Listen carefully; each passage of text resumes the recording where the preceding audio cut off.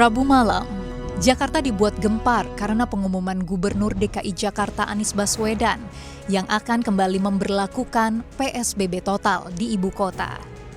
PSBB ini mulai berlaku pada hari Senin, 14 September 2020. Presiden 2 hari yang lalu menyatakan dengan tegas kepada kita semua bahwa jangan restart ekonomi sebelum kesehatan terkendali. Tidak ada banyak pilihan bagi Jakarta kecuali untuk menarik rem darurat sesegera mungkin. Yang itu artinya kita terpaksa kembali menerapkan pembatasan sosial berskala besar. Memang data menunjukkan kasus corona di DKI tidak ada tanda membaik. Diperkirakan setiap 13 dari 100 orang di Jakarta terjangkit COVID-19. Apalagi saat ini, Jakarta menjadi penyumbang hampir 1/4 kasus COVID-19 di tanah air. Tapi apakah PSBB total menjadi jawaban pamungkas untuk menurunkan angka kasus corona? Setidaknya itulah yang menjadi sari kritikan yang didengungkan para Menteri Jokowi atas keputusan Anies.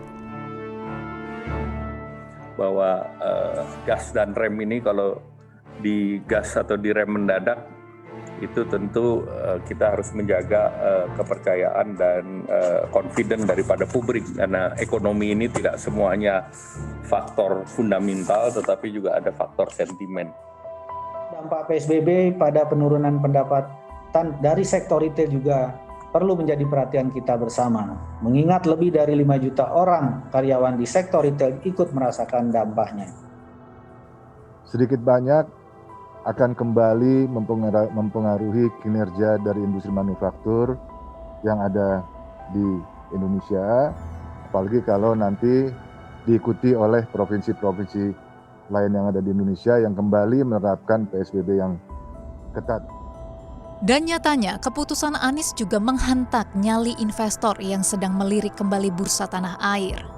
Indeks harga saham gabungan pun langsung ambrol 5% satu hari setelah keputusan Anies bergaung. Padahal dalam 3 bulan terakhir, IHSG baru berupaya bangkit dengan asa new normal akan membawa pemulihan ekonomi. Pengusaha pun berteriak karena kebijakan buka tutup PSBB ibu kota, apalagi jika tidak dikomunikasikan Pemprov terlebih dahulu, justru memberi ketidakpastian.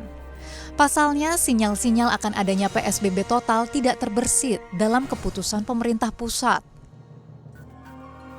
Memahami langkah yang akan diambil oleh pemerintah DKI, namun kita prihatin sebagai pengusaha. Karena terus terang aja, sebenarnya bisnisnya belum pulih, tapi sudah mulai menggeliat. Tapi tiba-tiba mau ditutup lagi, pasti punya konsekuensi buat dunia usaha. Kita ingin bahwa ini kebijakannya jangan turun naik gitu. Pada saat kebijakan yang sudah stabil, bolak-balik diganti, nanti tutup, nanti buka, nanti tutup, nanti buka, itu sulit buat pengusaha untuk memprediksi. Sektor properti menjadi salah satu yang kena getah kebijakan PSBB total yang berlaku Maret lalu. Ada trauma. Pengalaman ini akan terulang saat Jakarta kembali dikunci atas nama pengendalian wabah corona. Waktu April, Mei waktu itu kita sudah turun tinggal 30%. Lantas setelah mulai transisi, mulai naik sampai menuju 40-50%. Saya takut dengan adanya PSBB lagi, ini akan turun.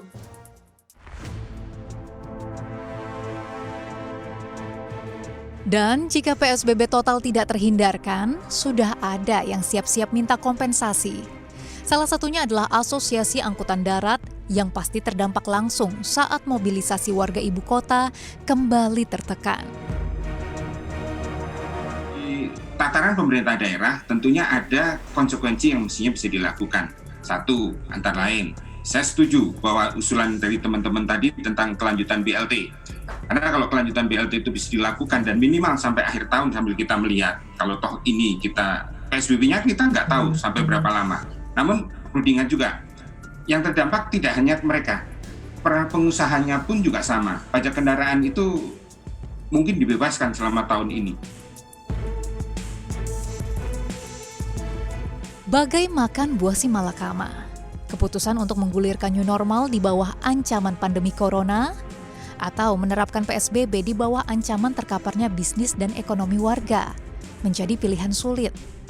Pertanyaannya kini, apakah keputusan Pemprov DKI telah siap digulirkan dengan siap menerima segala konsekuensi? Tim Liputan CNBC Indonesia.